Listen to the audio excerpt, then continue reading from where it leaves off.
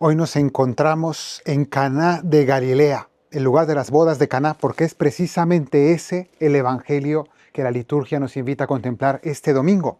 Recordemos que para la Epifanía, que fue hace 2 semanas, dijimos que Epifanía significa manifestación y que en realidad el misterio de la manifestación o de la Epifanía de Cristo no son solo los Reyes Magos, que recordamos hace 2 semanas, sino que también es el bautismo de Jesús, que es otra manifestación, y también el primer milagro de Jesús, que es el de las bodas de Caná, y que solo cada 3 años, es decir, en el ciclo C como este año, solo cada 3 años tenemos la oportunidad de contemplar en 3 domingos seguidos las 3 manifestaciones de Jesús. Los Reyes Magos, el bautismo de Jesús la semana pasada, y hoy tenemos las bodas de Caná del Evangelio de San Juan, cosa extraordinaria, porque este año toca contemplar el Evangelio según San Lucas, pero la liturgia inicia el año del tiempo ordinario con esta manifestación de Jesús. Y aquí, mientras voy caminando, van viendo junto a mí, en piedra, cómo está este relieve con todo el pasaje de las bodas de Caná, en inglés, que nos conduce hasta la entrada de la iglesia de Caná de Galilea, el lugar donde se recuerdan las bodas de Caná. En esta iglesia, donde estoy a punto de entrar, vienen los peregrinos, sobre todo, para renovar sus promesas matrimoniales, en el lugar donde Cristo convirtió el agua en vino. Y ya estamos aquí. 1 de cada 2 que ven los videos de este canal no están suscritos. Yo te invito a que también tú te suscribas al canal si no lo has hecho.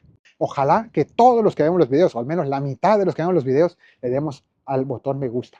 Y ya estamos aquí, acabo de entrar, y aquí vamos a explicar un poco acerca de este pasaje, de este episodio. Debajo de esta iglesia hay unas ruinas de una sinagoga bizantina, tiempos bizantinos, y ahora las veremos. Vamos a hablar un poco acerca de lo que nos cuenta San Juan acerca de este milagro. Nos dice que al tercer día se celebraba una boda en Caná de Galilea y estaba invitada María, la madre de Jesús. Así inicia este pasaje. Y vamos a decir algo acerca de este hecho que diga que al tercer día. ¿Tercer día de qué?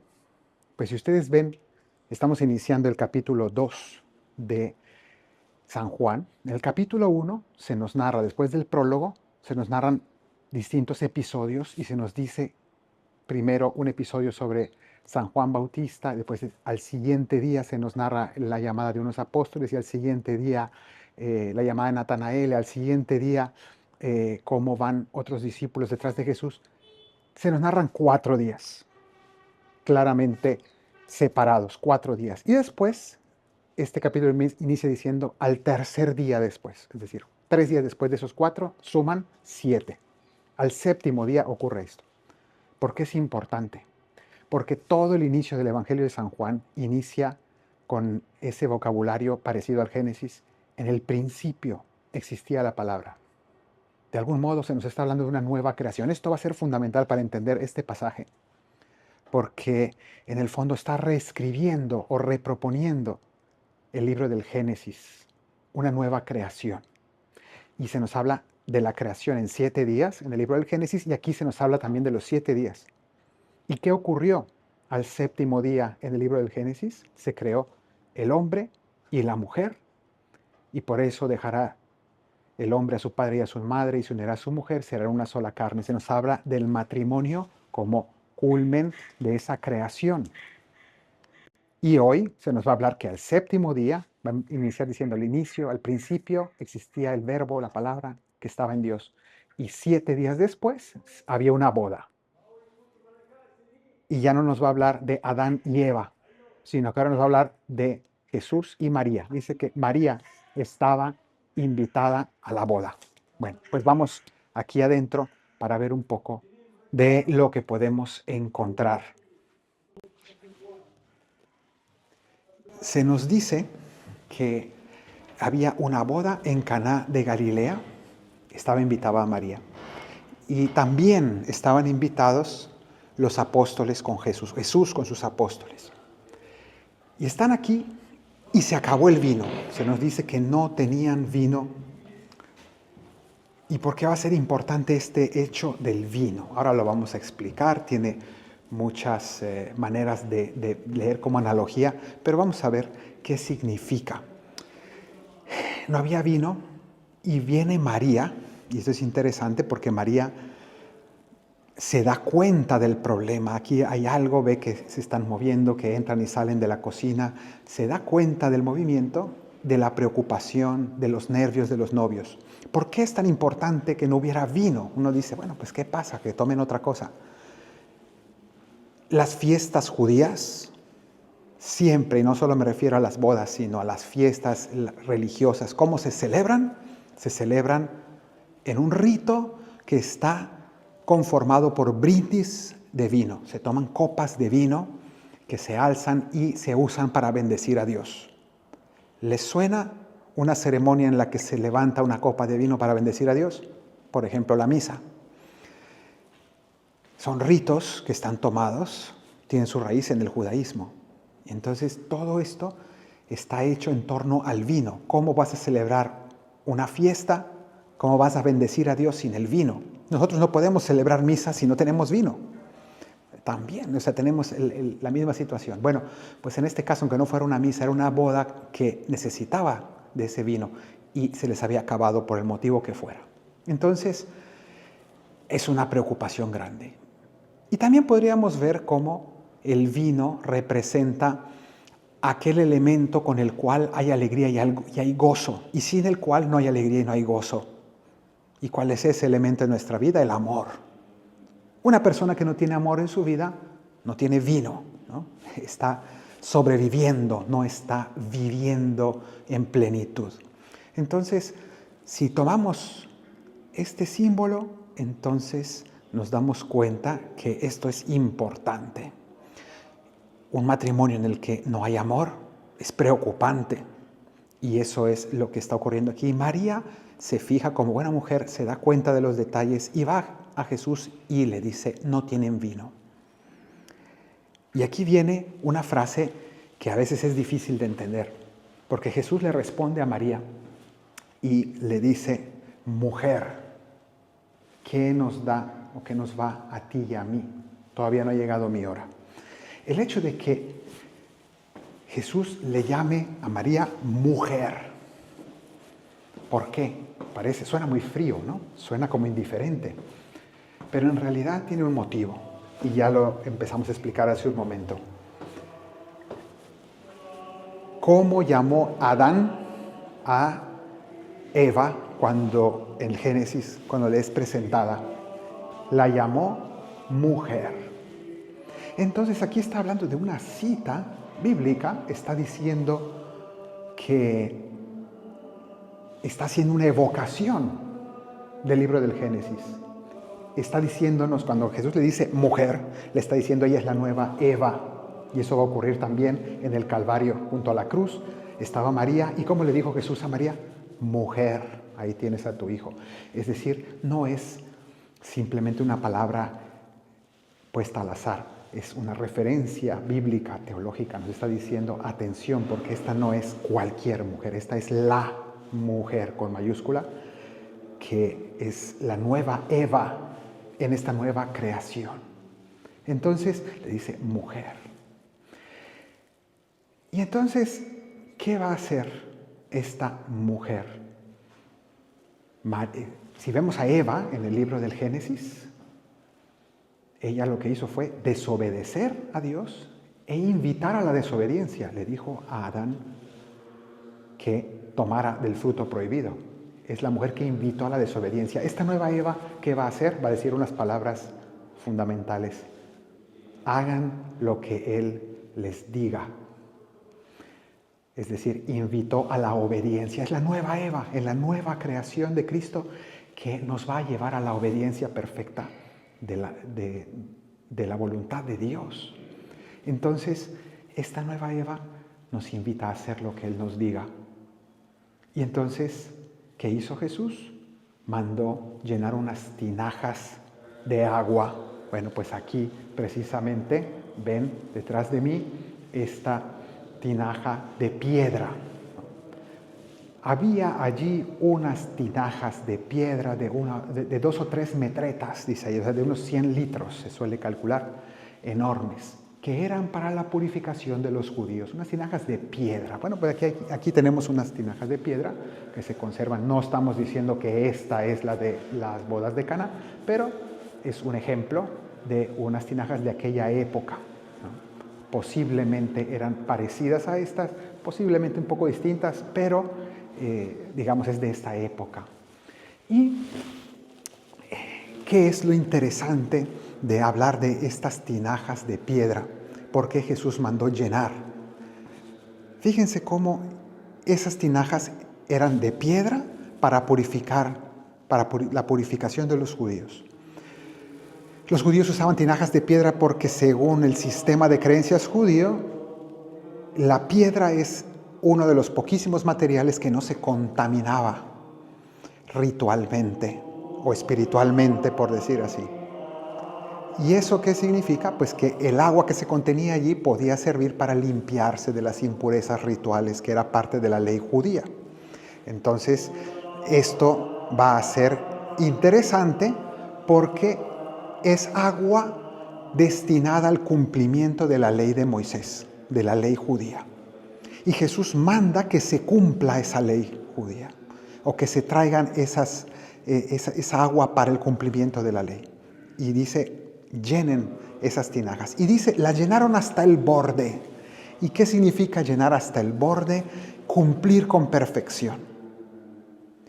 Pero ahora Jesús, eso que era un cumplimiento, llenar de agua, que era cumplir la ley judía, lo va a transformar ya no en agua, sino en vino, es decir, en gozo y alegría y fiesta.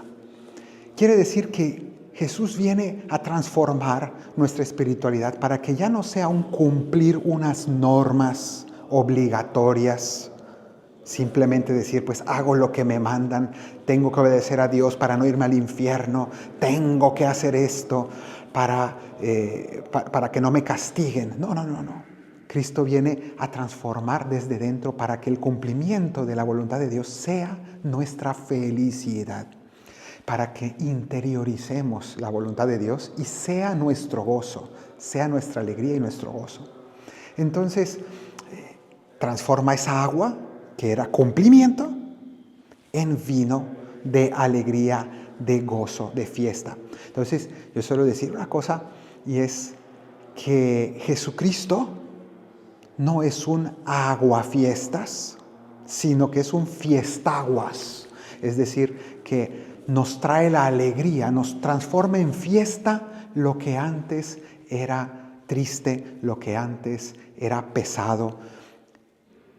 Así que nos invita también a analizar cómo es mi vivencia de la fe, cómo vivo yo la voluntad de Dios, como algo pesado, unos mandamientos que me cuestan, o voy interiorizándolos con la ayuda de su gracia para transformar esa agua en vino y en gozo. Bueno, pues así vemos cómo Él transforma esa agua en vino, hace ese primer milagro, y luego el Señor Jesús lleva ese vino al maestresala. ¿Qué sería el maestresala? Una especie de organizador de la boda, parecido a lo que hoy son los wedding planners, ¿no? Estas personas que organizan y coordinan la fiesta. Y le llevan el vino nuevo, ese vino que Jesús había transformado del agua. Y cuando Él lo prueba, dice una cosa, dice, todo el mundo sirve primero el vino bueno para lucirse. Y ya cuando la gente ya ha bebido bastante, ya no se da cuenta, entonces sacan el vino barato, el peor. En cambio ustedes, no es que estuviera malo el anterior, pero es que ahora están sacando el mejor vino de todos. Claro, era el vino del milagro, era el vino bueno. Y esto me parece que es semejante a lo que ocurre en los matrimonios tantas veces. Todo el mundo sirve primero el vino bueno, en cuanto que al inicio hay mucho enamoramiento, pero va pasando el tiempo y se va haciendo peor el vino, ¿no? Van sacando el vino peor. Todo el mundo saca primero el vino bueno y después va saliendo el peor. Pero en cambio, si nuestro amor no es un amor puramente humano, horizontal, sino realmente viene de arriba, si realmente hacemos lo que Él nos diga, si en nuestro hogar incorporamos el Evangelio como la regla suprema de vida, entonces el Señor va haciendo el milagro para que el vino bueno vaya saliendo con el tiempo, el vino añejo. Ustedes saben que los vinos finos con el tiempo, bien añejados, van haciéndose mejores, ¿no? Así también el amor. Cuando Dios es el que lo añeja, va envejeciendo bien y se va haciendo mejor, va haciendo un amor más profundo, más maduro, más bello, más profundo. Entonces, a eso nos invita. Ahora bien, ¿de dónde va a ser el milagro el Señor en un matrimonio para transformar el agua en vino? Ya dijimos que el vino es el amor profundo. Pero ¿y el agua? Nosotros le tenemos que llevar el agua. Él nos dice, llenen las tinajas de agua. En un matrimonio, ¿cuál sería el agua? Pues hay un elemento además del amor, anterior al amor. Se dice en el rito del matrimonio, prometo amarte y respetarte.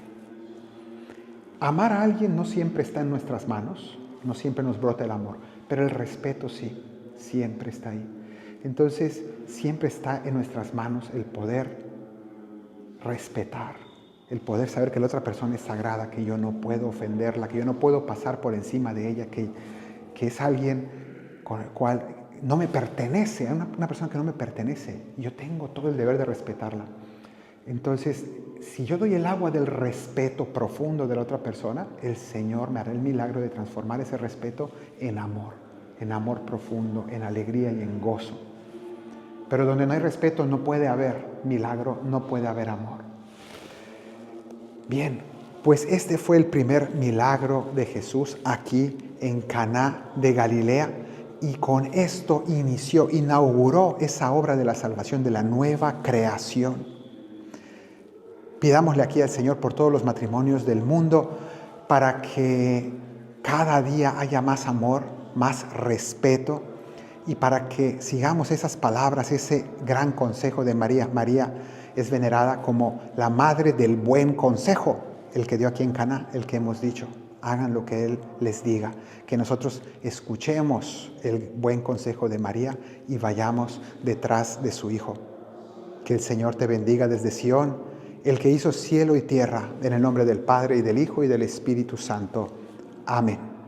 Las bodas de Caná, una canción que me costó bastante tiempo hacer, pero esta imagen de manera peculiar la he querido centrar en algo muy específico. Aparece toda la escena de las bodas, aparecen las tinajas a un lado, pero la escena es el momento que más me llama la atención de este evangelio, que es el momento de la intercesión de María.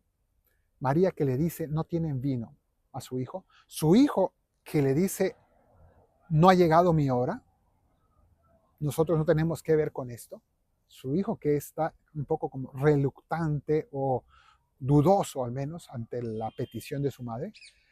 Y aquí hay un paso en el evangelio que no se dice explícitamente, simplemente dice que Jesús dice, no ha llegado mi hora, y María inmediatamente se nos dice que llamó a los sirvientes y les dijo, hagan lo que Él les diga.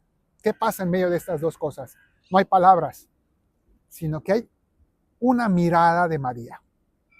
María le suplica a Jesús, o le insiste suplicando a Jesús con su mirada, con sus ojos. Se entiende todo, ¿no?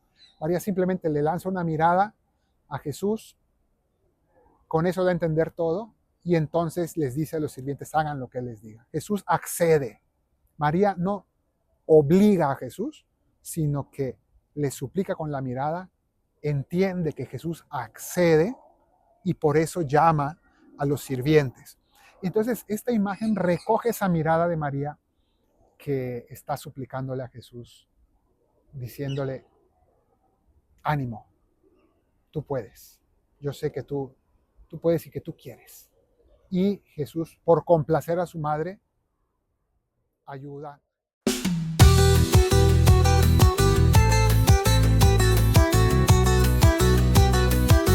Había una boda importante en Caná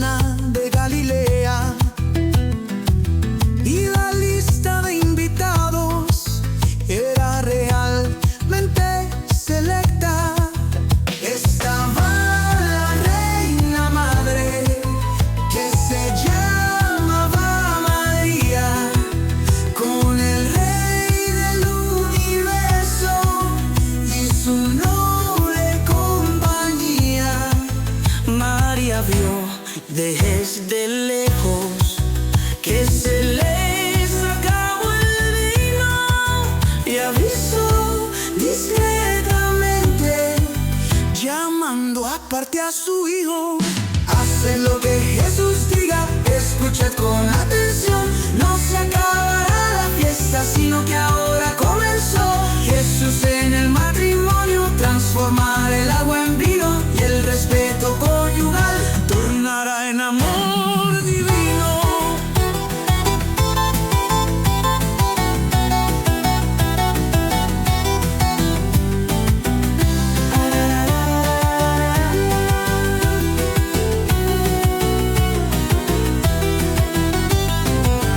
Mira el problema tan grande,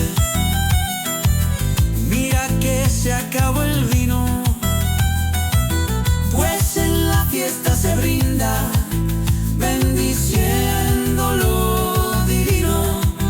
Jesús, mirando a su madre, se mostró más bien dudoso. Aún no ha llegado mi hora, esto no es con nosotros. María, compadecida, le rogó con la mirada, y llamando a los sirvientes les dijo muy animada: haced lo que Jesús diga, escuchad con atención. No se acabará la fiesta, sino que ahora comenzó. Jesús en el matrimonio transformará el agua en vino, y el respeto conyugal tornará en amor divino.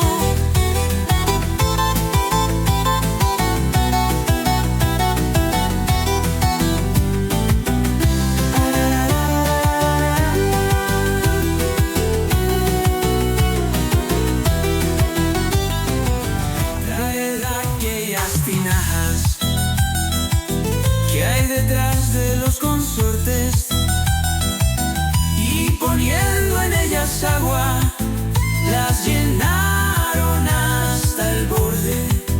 Llevaron al maestro de sala a probar el nuevo vino, y en cuanto lo degustó, dijo en tono sorprendido: siempre sé si ven primero el vino bueno y costoso, pero en cambio y el segundo ha sido maravilloso.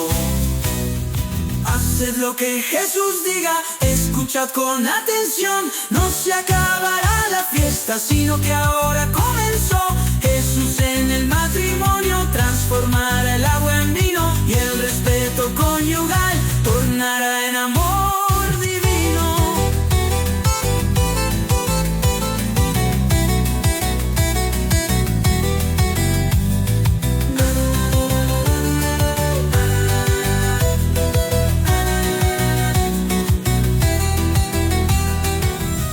Muchos beben vino dulce al inicio del romance, pero pasados los años se les convierte en vinagre. El amor de los esposos, que al inicio fue embriaguez, llega a ser buen vino añejo, llegando a la madurez. Así fue el primer milagro, lo hizo Jesús en Caná. Se manifestó su gloria y nunca se olvidará.